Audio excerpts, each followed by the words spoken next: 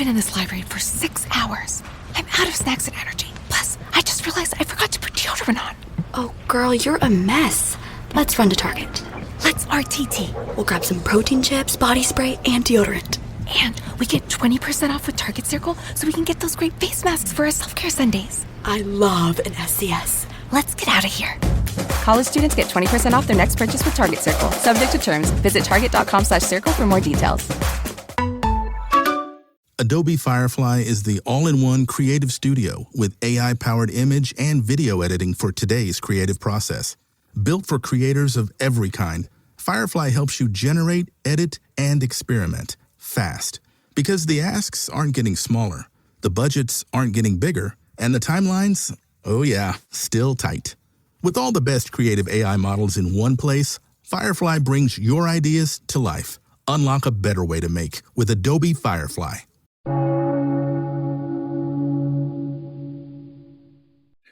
Hello and welcome to the program UFO Warning. Well, in case you haven't heard, there has been another release of UFO sightings over at the Department of War website. Now, a lot of people are claiming there's nothing earth-shattering there, but there are some cool cases. Right off the top, I found this one.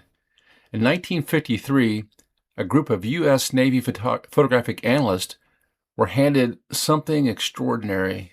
This wasn't a witness statement or a blurry photograph, and it wasn't a rumor. They were given motion picture film. Actually, this was 16 millimeter film showing unidentified objects moving through the sky. Now, the Navy didn't simply look at the footage and say, interesting. They subjected it to technical analysis and they measured the objects. They measured their apparent movement, they examined their brightness, they analyzed their trajectories.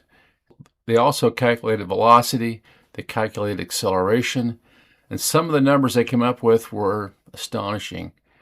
Under the assumptions used by the investigators, some of the calculated accelerations reached hundreds of times the force of gravity. And in one calculation, the apparent velocity reached thousands of miles per hour. But here's the weird part that makes the story really interesting to me. The Navy did not conclude that the objects were alien spacecraft. Instead, the analysts reached a more cautious conclusion. They said the objects could not be satisfactorily identified as natural phenomena or commonly known man-made objects. And then they admitted something else. They said that their investigation was incomplete. They didn't have enough equipment, they didn't have enough money, and they didn't have enough personnel. They recommended further investigation. Now, this is a story of one of the most fascinating government UFO documents of the early Cold War. This 1953 Navy report, it's known as DOW-UAP-DO98, Film Analysis of Unidentified Objects. In this episode, we're going to take a look at what the document actually says. Not what the skeptics think it is, but what the investigators themselves actually found. Because the question isn't simply, were these alien spacecraft? It's actually a lot more interesting than that. The question is, what did the U.S. government actually see when it analyzed this film? To understand the report, we need to go back to the early years of the Cold War. Remembering back to just after World War II, the Soviet Union had developed the atomic bomb. The Korean War was underway. We just had it was a complete slaughterhouse over there. The United States was rapidly developing new aircraft, missiles, and surveillance technology. For crying out loud, they had kids crawling under desks at school, thinking somehow they were going to save themselves from an atomic bomb. Now, suddenly, reports of strange objects in the sky were appearing across the country. People were seeing lights. They were seeing disks and spheres, cigar-shaped UFOs, objects moving at incredible speeds, and sometimes military personnel were reporting them too. Now, the government had a problem. If these objects were nothing more than misidentified aircraft, weather phenomena, balloons, or astronomical objects, that was one thing. But if some of them represented secret Soviet technology, that was a national security problem. And if they represented something that neither of the United States nor the Soviet Union possessed, well, that was an even bigger problem. But by the early 1950s, the UFO investigations were no longer simply the domain of amateur investigators. They had become a subject of military intelligence. And clearly they're concerned about this stuff. And two pieces of film would become particularly important. And one came from Montana, and the other came from Utah. I've been in this library for 6 hours. I'm out of snacks and energy. Plus, I just realized I forgot to put deodorant on. Oh, girl, you're a mess. Let's run to Target. Let's RTT. We'll grab some protein chips, body spray, and deodorant. And we get 20% off with Target Circle so we can get those great face masks for our self-care Sundays. I love an SCS. Let's get out of here. College students get 20% off their next purchase with Target Circle. Subject to terms. Visit target.com/circle for more details. The first film examined in this report originated in Great Falls, Montana. On August 15, 1950, a man named Nicolas Mariana was at a Great Falls baseball stadium. Mariana was the general manager of the Great Falls Electrics minor league baseball team. While looking toward the sky, Mariana noticed something unusual. Two bright objects were moving through the sky. He later discovered them as disc-like. Mariana obtained a movie camera and filmed them. This wasn't a photograph, it was a motion picture film.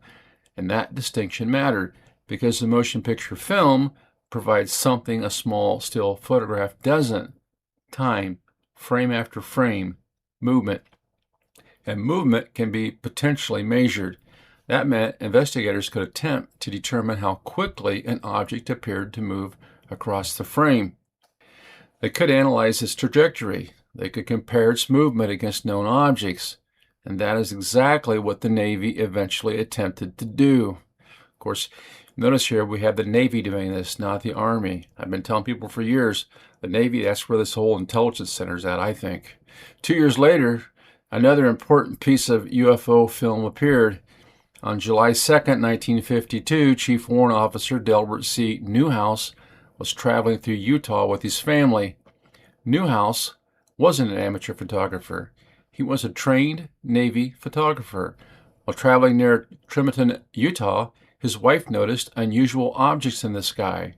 Newhouse stopped. He retrieved his 16mm Bell Howard movie camera.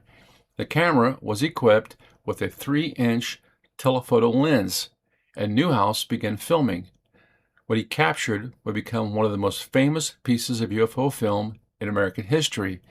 The footage showed multiple bright objects moving against the night sky.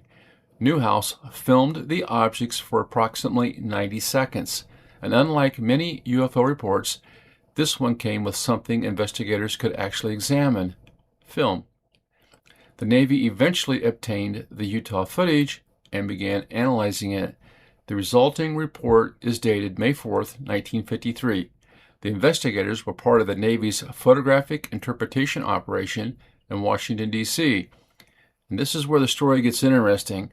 They didn't just watch the film, they treated it as a technical photographic analysis problem. The film was examined frame by frame. The investigators divided portions of the Utah film into sections. They examined the camera settings. They measured the objects. They examined the background. They looked for photographic artifacts.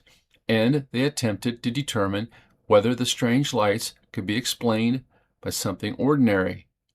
Before the investigators could analyze the objects, they had to deal with the condition of the film. The original film was described as dry and brittle. It was vulnerable to breaking, so the investigators created duplicate material for analysis. That immediately created a limitation. They weren't working with an untouched piece of film under ideal laboratory conditions. They had to work with duplicated photographic material, and the investigators knew that. This is important because throughout the report, they repeatedly acknowledged the limitations of their work. This wasn't a document written by investigators pretending they had perfect information. They knew exactly where their uncertainties were. The analyst also had to determine whether the objects were actually objects. There was always a chance there could be imperfections in the film. Could they be water spots, or could they be reflections? They might even be exposure artifacts. So they asked, could it be something created by the camera itself? The analyst examined all of these possibilities. Some short-lived red and green flashes were discarded. Water spots were identified.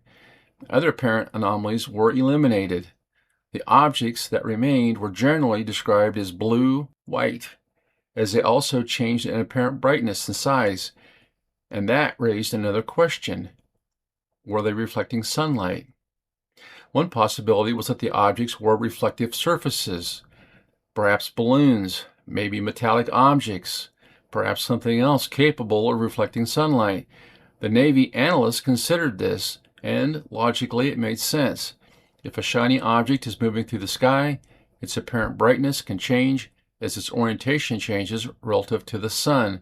So perhaps the strange objects were simply highly reflective objects. But the investigators encountered a problem. The objects remained visible for a considerable period of time, approximately 90 seconds. During that time, they moved through a substantial portion of the sky. If they were simply highly reflective objects, the analysts expected their brightness to change in a characteristic way, but the observed behavior didn't fit neatly into that explanation. The investigators therefore considered another possibility. Perhaps the objects were actually emitting light. In other words, maybe they weren't reflecting sunlight. Maybe they were luminous. The Navy used a densimeter to analyze the film. The purpose was to measure the photographic density associated with the objects. The investigators measured the background sky. Then they measured the objects. They compared the readings. They were attempting to establish a relationship between the apparent brightness of the object and its apparent size. They found something interesting. As the apparent brightness increased, the apparent size of the image also increased. This could have several explanations. It could be a photographic effect, it could be an optical effect, or it could be caused only by the object itself, or it could result from a combination of factors. The analysts didn't automatically choose one explanation. They continued testing possibilities. This is where we need to slow down a little bit, though, because this is one of the most important qualifications in the entire report. The Navy needed to know how far away the objects were. Without distance, you can't reliably calculate actual velocity. If something moves 1 inch across a movie frame, that tells you almost nothing by itself. It could be a few feet away, it could be miles away. The investigators therefore adopted an assumed distance, 5 miles, and they openly acknowledged that this distance was arbitrary. That means the velocity numbers followed were not direct measurements. They were calculations based on assumptions. That distinction is absolutely critical. Using their assumptions, the analysts calculated that a movement of approximately 1 millimeter between frames could correspond to a velocity of approximately 3,780 miles per hour. That's an incredible number, but again, the Navy did not directly measure a UFO traveling at 3,780 miles per hour. They calculated the apparent velocity based on an assumed distance and geometry. The actual measurements produced a range of calculated velocities. In one section, the calculated velocities range from approximately 378 miles per hour to approximately 2,457 miles per hour. And then things became even more extraordinary because the investigators attempted to calculate acceleration. The film showed apparent changes in velocity, so the analysts calculated acceleration. The results were extraordinary. One calculation produced an acceleration equivalent to approximately 965 Gs. Now, you know there's no way the human body can withstand that. Another calculation produced an even higher figure, approximately 1,479 Gs. To put that into perspective, humans are not remotely capable of surviving accelerations anywhere near that level. Even modern fighter aircraft operate under vastly lower G loads. A human pilot experiencing extreme acceleration can lose consciousness. Aircraft themselves can be structurally damaged by excessive G-forces. So when the 1953 analysts calculated values approaching 1,500 G, they were looking at something that, if interpreted literally as the acceleration of a physical craft, would be extraordinary. But here's the important question. Were those actual physical accelerations? Well, not necessarily. They were calculated from apparent movement on the film, and the calculations depend on assumptions. That's why the report itself needs to be presented carefully. The investigators explicitly recognized that their calculations weren't perfect. The 5-mile distance was assumed. The direction of movement had to be estimated. The camera geometry mattered. And apparent motion and a 2-dimensional image doesn't automatically tell you the true 3-dimensional movement of an object. The investigators also noted that one of their assumptions regarding movement perpendicular to the optical axis was technically imperfect, but they argued the assumption would tend toward a minimum calculated velocity rather than artificially exaggerating it. In other words, they weren't claiming they had measured the actual speed. They were trying to determine what the apparent movement could imply under specific assumptions. Now, that distinction is a difference between responsible historical analysis and just being sensational. Another fascinating aspect of the report involved the behavior of the objects relative to one another. The analysts noticed that the objects did not behave like one rigid formation. Individual objects appeared to move independently.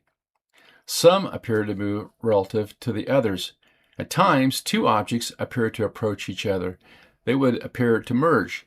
Then they separated again. From the perspective of someone watching a film, this could make it appear as though one object had split into 2, but the analysts interpreted the imagery differently. They believed the apparent merging and separation could be explained by objects moving along related but independent paths. They also observed apparent circular or elliptical movement, and they attempted to reconstruct those movements mathematically. The analysts also observed what appeared to be abrupt changes in direction. Some objects appeared to change their trajectories significantly.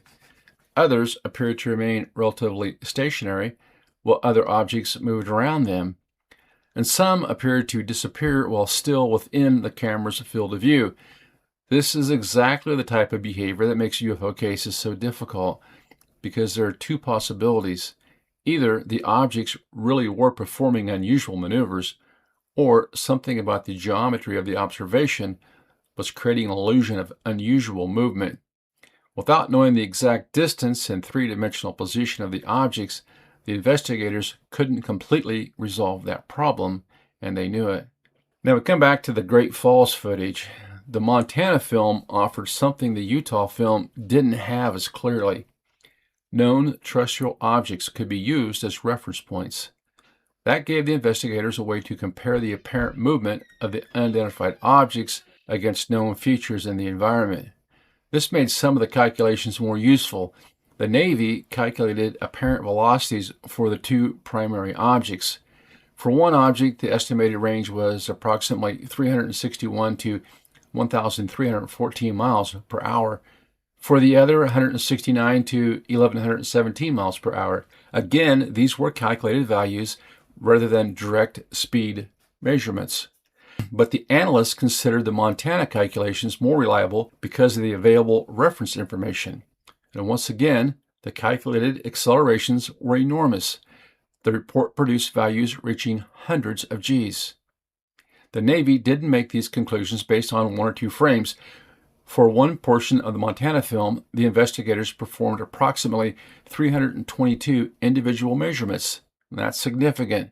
They were essentially turning the film into a data set, frame after frame, position after position, movement after movement. The goal was to transform something that looked like a mysterious light in the sky into measurable photographic information. Now, that is perhaps the most fascinating thing about the report. The investigators were attempting to take the mystery out of the mystery. The analysts noticed another unusual mathematical pattern. Some of their acceleration determinations appear to occur in approximately multiples of 12.5. The investigators specifically noted that this might be significant, but they also acknowledged they hadn't performed enough additional analysis to determine whether it actually meant anything. This is another detail where we need to be careful. The Navy did not say these objects are operating according to a mysterious propulsion system. They simply noticed a mathematical pattern and wondered whether it might be meaningful. That's it. Still, the fact that trained analysts noticed it is interesting. The investigators didn't operate entirely in isolation. Preliminary data were shown to experts with appropriate security clearances. Among the disciplines represented were astronomy and physics. The experts considered possible natural explanations, but according to the report, they couldn't satisfactorily explain the observed characteristics under the circumstances of the photography, and they couldn't identify the objects as commonly known man-made objects either. This is one of the strongest historical points in the document. Again, that doesn't mean scientists proved aliens. It means the available evidence did not allow the experts to confidently identify what had been photographed. And that's a much more defensible statement. We have to ask ourselves, what did the investigators actually conclude? Well, this is where UFO stories often go wrong. They didn't conclude extraterrestrial spacecraft. They didn't conclude visitors from another planet. They didn't conclude alien technology. Instead, they concluded that the objects were not satisfactorily identified as known natural phenomena or commonly known man-made objects. That was the conclusion. And from a scientific standpoint, that is what the term unidentified actually means. It means we don't know. It doesn't automatically mean aliens, but it also doesn't mean nothing happened. It means there is an unresolved observation. In 1953, the U.S. Navy considered these unresolved observations important enough to perform a sophisticated technical analysis. I've been in this library for 6 hours. I'm out of snacks and energy. Plus, I just realized I forgot to put deodorant on. Oh, girl, you're a mess. Let's run to Target. Let's RTT. We'll grab some protein chips, body spray, and deodorant. And we get 20% off with Target Circle so we can get those great face masks for our self-care Sundays. I love an SCS. Let's get out of here. College students get 20% off their next purchase with Target Circle. Subject to terms. Visit target.com/circle for more details. Now comes perhaps the most revealing section, I think, of the entire report. The Navy essentially admitted, we haven't finished this investigation. The investigators said they lacked adequate equipment, funds, and personnel. Now think about that. These investigators had already performed frame-by-frame analysis. They had performed photometric measurements, and they had calculated velocities. They had calculated acceleration. They had consulted experts. And yet they were saying, we need more resources. They recommended additional work. They wanted further analysis that could potentially prove or disprove their findings. That is an incredibly important part of the historical record because it means the report wasn't supposed to be the final answer. It was an intermediate scientific investigation. The Air Force subsequently requested additional spectrophotometric examination. This would potentially allow investigators to examine the light characteristics of the objects in greater detail. Were they reflecting sunlight? Were they emitting light? Did their spectral characteristics resemble known sources? And could the caller information provide another clue? These were the kinds of questions that could potentially move the investigation forward. But the DO-98 report itself doesn't provide a definitive extraterrestrial explanation. It ends with the investigation still incomplete, and that may be the most frustrating part of the entire story. Now, there's another important piece of history surrounding these films. In January 1953, the CIA-sponsored Robertson panel met to examine the UFO problem. The panel included prominent scientists and was convened during a period when the government was deeply concerned about UFO reports. The Tremonton and the Great Falls films became part of that broader government examination. The concern wasn't simply, are aliens real? The government was also worried about something much more practical. Could mass UFO sightings be exploited by an enemy? Could the Soviet Union use UFO reports to create confusion? And could thousands of reports overwhelm military intelligence? Could a real attack be hidden inside a flood of false reports? These were Cold War concerns, and that means the UFO question had become intertwined with national security. Now, we can look at the other side for just a minute, because if we're going to discuss this honestly, we have to ask, what if these weren't extraordinary objects at all? There are several possible explanations: balloon, aircraft, reflections, and photographic artifacts, misidentified conventional objects, atmospheric phenomena, perspective effects, errors introduced by assumptions about distance, and optical effects created by the camera system itself. The analysts themselves considered some of these possibilities, and some later researchers have proposed conventional explanations for portions of the footage. So we cannot take the calculated speed and acceleration numbers as proof of impossible technology. We simply don't have enough independent information to do that. There is another side. If we simply say those were balloons, then we need to determine that the footage actually behaves like balloons. If we say they were reflections, then we need to demonstrate that the brightness changes match what reflections should do. If we say they were aircraft, then we need to identify what aircraft were operating in the area and demonstrate that their apparent motion matches the film. That's the hard part. The Navy investigators weren't able to find a conventional explanation that satisfied all of the observed characteristics. That doesn't prove the extraordinary explanation, but it does mean that simply saying obviously balloons isn't necessarily a sufficient explanation either. So let's separate the evidence from the speculation. What can we say with confidence? Well, we can say that the U.S. Navy photographic analysts seriously examined the footage. We can say they performed quantitative measurements. We can say they calculated extraordinary apparent velocities and accelerations. We can say they considered conventional explanations, and we can say they consulted scientific experts.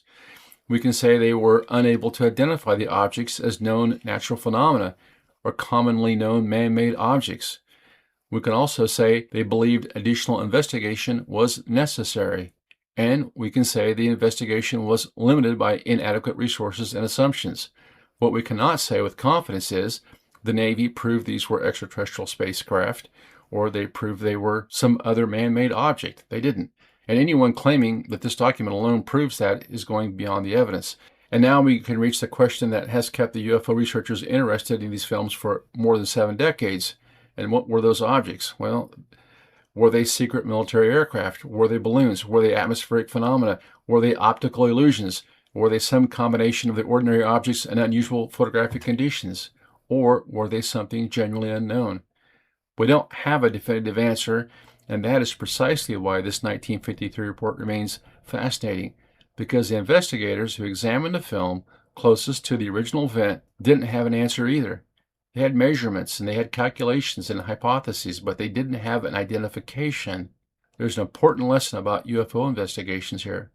That's one word: unidentified. It doesn't mean extraterrestrial, but it also doesn't mean imaginary. An unidentified object is simply an observation that hasn't been satisfactorily explained. And sometimes the most interesting cases are the ones where investigators genuinely try to solve the mystery. The Tremonton and Great Falls films are important because that's what happened here. These weren't just stories passed from witness to witness. They were physical evidence, film. The U.S. government possessed it. The Navy analyzed it. Scientists examined the results. And after all that, the objects remained unidentified. Now, finishing up here, more than 70 years have passed since the Navy analysts sat down with these films. Technology has changed enormously. We now have satellites, digital cameras, radar networks, infrared sensors, high-speed computers, artificial intelligence, and yet the fundamental question remains remarkably similar. When someone sees something in the sky that doesn't behave like an airplane, doesn't behave like a balloon, doesn't look like a conventional aircraft, and doesn't fit an immediately recognizable natural phenomena, what exactly are we looking at? The 1953 Navy report doesn't answer that question, but does give us something almost as valuable.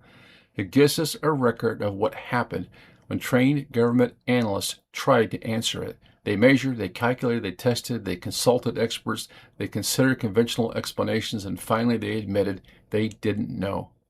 Maybe these objects were completely ordinary things that we simply didn't have enough information to identify today. But maybe the assumptions used in the calculations distorted their apparent performance. Maybe later analysis will eventually explain the footage. Or maybe these films captured something genuinely unusual. We don't know. But there's one thing we can say with certainty. In 1953, the United States Navy looked at these films and couldn't tell us what those objects were. And 73 years later, we're still asking the same question. What are they?